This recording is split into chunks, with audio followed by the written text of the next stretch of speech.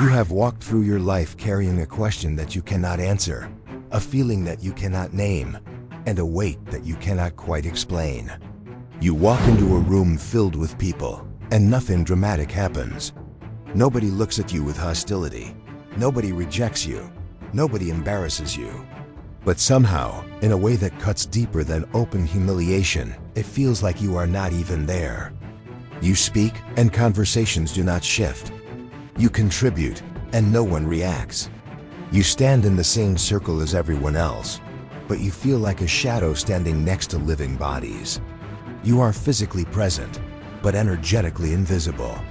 And the truth is, this feeling does not hurt because you want attention. It hurts because something inside you knows that this is not who you were meant to be. It hurts because something inside you remembers a version of yourself that existed before life pressed the weight of self-doubt into your chest. It hurts because being unseen feels like a kind of death, not a loud, dramatic death, a quiet one, a slow fading. You tell yourself it is because you are introverted. You tell yourself it is because you are quiet. You tell yourself it is because you are not the type who needs to talk over other people. You tell yourself it is because the group dynamic simply does not match your personality. But deep down, some part of you knows that this explanation is too shallow. Some part of you knows there is something else happening.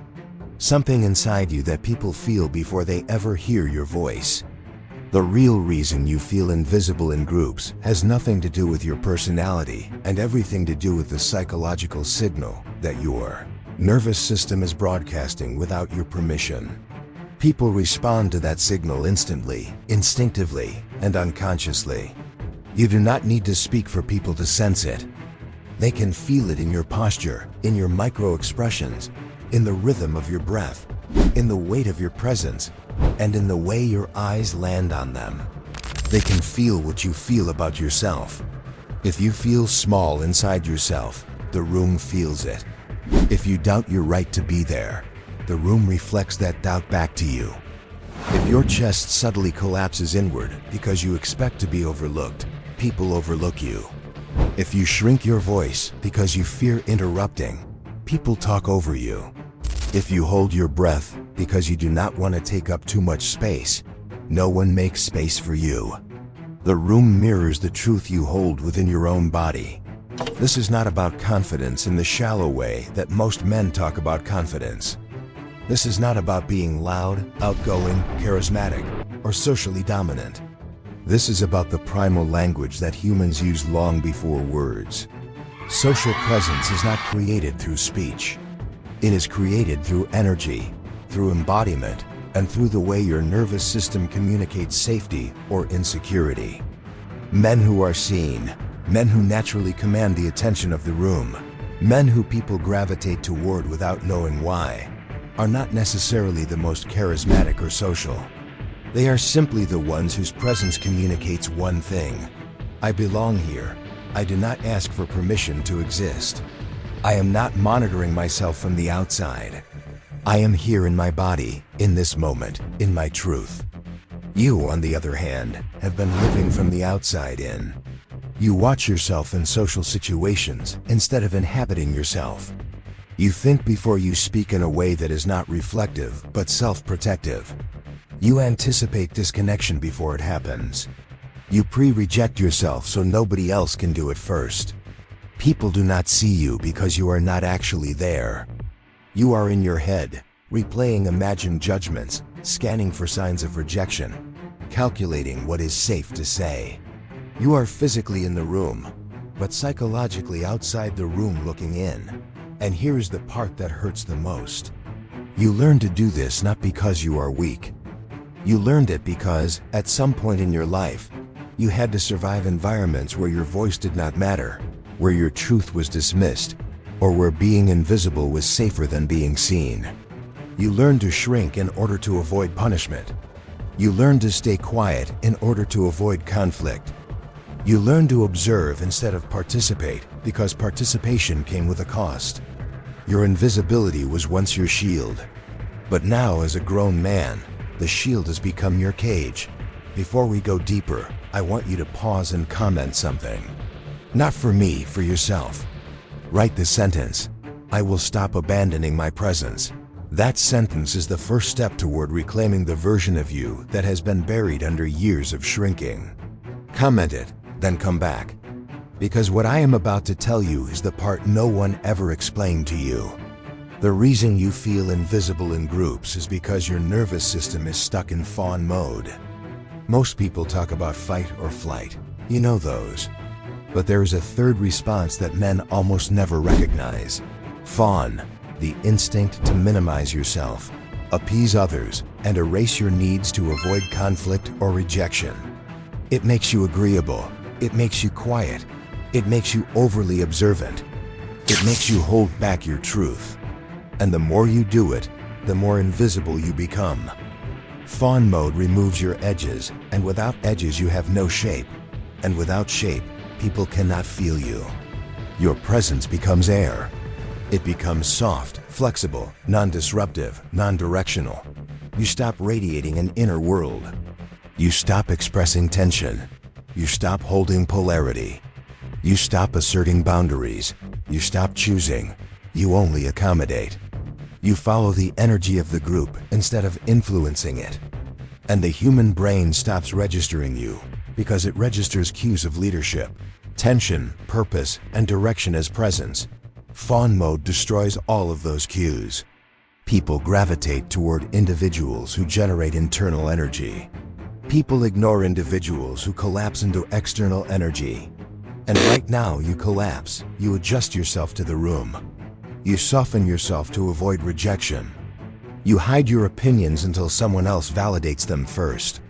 You hold back your emotions because you fear being misunderstood. You censor your own truth because you fear judgment. You give up your voice before anyone else can take it. Your invisibility is not caused by your introversion. Your invisibility is caused by self-abandonment. You keep leaving yourself the moment you walk into a group. You disconnect from your own center. You abandon your breath, your posture, your truth, your presence. You trade authenticity for safety. You trade self-expression for approval. You trade your masculine core for social survival, and people feel it instantly. People cannot feel a man who cannot feel himself. Now imagine the opposite. Imagine walking into a room where you no longer shrink. Imagine standing there breathing fully into your body instead of breathing shallow into your chest. Imagine speaking without rehearsing your words first. Imagine expressing your opinion without scanning the group for reactions. Imagine letting silence sit instead of rushing to fill it. Imagine letting your nervous system take up space instead of folding inward. That version of you exists. He is buried under years of fear, not lack of ability. The men who radiate presence are not born with it. They simply learned a truth that you have not yet learned. You do not need permission to exist. Presence begins the moment you stop asking for that permission. The moment you stop chasing acceptance. The moment you stop apologizing for taking up space. The moment you stop abandoning yourself. Imagine what would happen if you stopped monitoring yourself from the outside. Imagine what would happen if you returned to your inner center. Imagine what would happen if you grounded your awareness in your breath, in your belly, in your spine. Imagine what would happen if you let your eyes soften instead of darting around searching for signs of danger. Imagine what would happen if you allowed your energy to move outward instead of collapsing inward. Presence is not volume. Presence is not dominance. Presence is not charisma. Presence is the absence of self-rejection. When you stop rejecting yourself, you stop being invisible. And if you want to understand how people feel you the moment you walk into a room, pay attention to this next part, because this is the primal truth behind social visibility. Humans read nervous systems, not personalities. People do not respond to your words. They respond to the emotional energy inside your words. They respond to the depth of your breath. They respond to the calmness or tension in your body. They respond to whether you are grounded or scattered. They respond to whether you radiate from your center or collapse into your edges. They respond to the emotional leadership you carry without speaking. People cannot see you when you are not in your body. People cannot hear you when you have already silenced yourself. People cannot feel you when you are living in your mind instead of your presence. But you can change this. You can rebuild your presence from the inside out. You can learn to ground your nervous system. You can learn to inhabit your voice. You can learn to breathe deeply. You can learn to hold eye contact with intention instead of fear. You can learn to speak slowly from your core instead of quickly from your anxiety. You can learn to stand without collapsing your spine. You can learn to let your masculine energy fill the space around you. This is not about becoming someone else. This is about returning to the man you were always meant to be. The quiet man with weight, the introverted man with gravity, the calm man with depth, the man who does not need to be loud because his presence speaks for him. And one day, without noticing exactly when it happened, you will walk into a room and feel something shift. Conversations will slow for a moment when you enter. People will make space for you without thinking. Women will sense something solid in your energy. Men will register you even if they do not know why.